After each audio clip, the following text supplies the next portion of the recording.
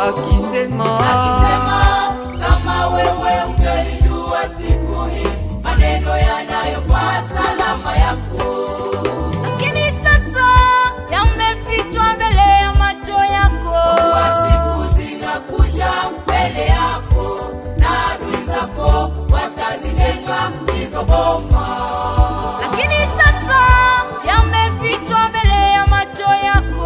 kwa siku zinakuja mbele yako na adui zako watazijenga hizo boma, Watakuzunguka na kukufunga pande zote. watakuangusha chini na watoto wako, na wataacha ndani yako jiwe juu ya jiwe, kwa sababu hawakujua wakati Mungu alipokuja kwako, kwa sababu hawakujua wakati Mungu alipokuja kwako.